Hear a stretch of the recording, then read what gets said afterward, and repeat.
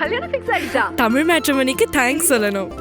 26 வருஷத்துக்கு முன்னாடி இதே தமிழ் மேட்ரிமோனி மூலமா தான் இவ அம்மாக்கும் கல்யாணம் பண்ணேன். கல்யாணம்னாலே தமிழ் மேட்ரிமோனி தான். ஒருவேளை இது ஹைப்போதெட்டிக்கலா கூட இருக்கட்டும். ஒருவேளை திரு வேல்முருகனுக்கு திமுக கூட்டணியிலிருந்து நீங்க கேட்ட மாதிரி ஒரு 3 இடங்கள் கொடுத்திருந்தாங்க அப்படின்னா இத்தனை விஷயங்கள் இப்ப திரும்ப பேசியிருப்பீங்க. கண்டிப்பா பேசியிருப்பேன். அது என்னுடைய ரத்தத்திலே ஊறியதுங்க. நீங்க இது ஒண்ணுதான் பத்திரிகை ஊடகம் நம்மளுக்கு புரிஞ்சுக்கணும்.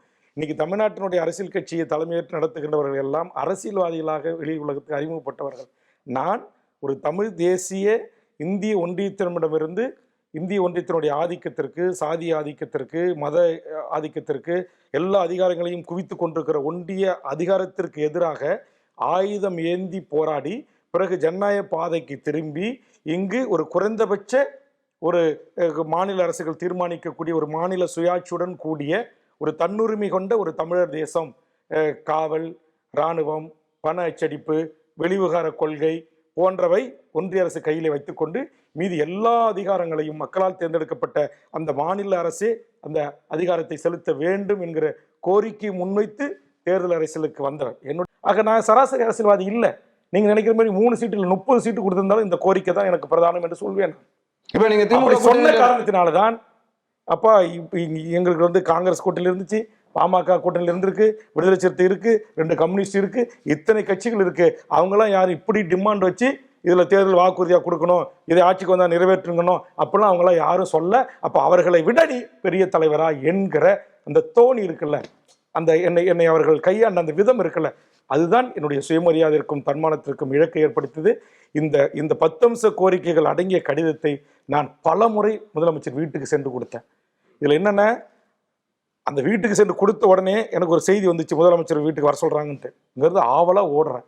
உடனே அங்க மூத்த அமைச்சர், இன்றைய பொதுப்பணித்துறை அமைச்சர் திரு ஏவா வேலு, மாண்புமிகு ஏவா வேலு, நம்முடைய காவல்துறையினுடைய உளவுத்துறையினுடைய தலைவர், நேர்மையான கண்ணியமான காவல்துறை உயரதிகாரியாக இருக்கிற திரு செந்தில்வேலன் IPS, முதலமைச்சருடைய தனி செயலாளர் தினேஷ், கிட்டத்தட்ட 3 மணி நேரம் உட்காந்து நாங்கள் விவாதிக்கிறோம். நான் சொன்ன இந்த 10 அம்ச கோரிக்கை குறித்து, நீண்ட நாள் இஸ்லாமிய சிறைவாசிகளை விடுதலை செய்வது எப்படி, இல்லைன்னா அவர்களுக்கு நீண்ட நாள் பரோல் கொடுக்கலாமா, இப்படி எல்லாமே விவாதிக்கப்பட்டது, பரிசீலிக்கப்பட்டிருக்கிறது. இப்ப நீங்க குறிப்பிட்ட அந்த 3 பேருமே முடிவெடுக்கக்கூடிய இடத்துல இருக்கவங்க. அதை தாண்டி யார் எந்த IAS அதிகாரிகள் தடுத்திருக்க முடியும்?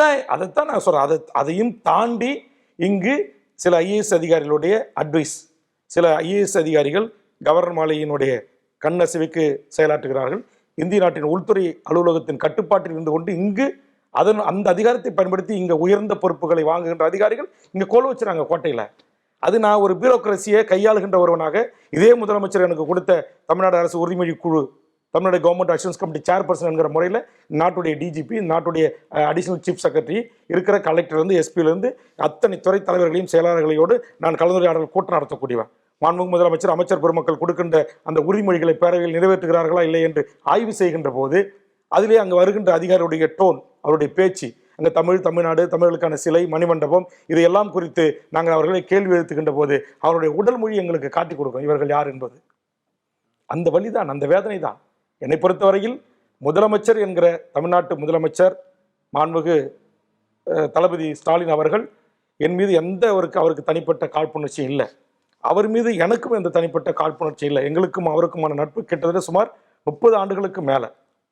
அதனால நான் பல கட்டங்களில் எனக்கும் அவருக்குமான அன்பை, தலைவர் கலைஞர் எனக்குமான அந்த நட்பை நான் சிலாயித்து சட்டமன்ற பதிவேடுகளிலே நான் பேசியிருக்கிறேன்.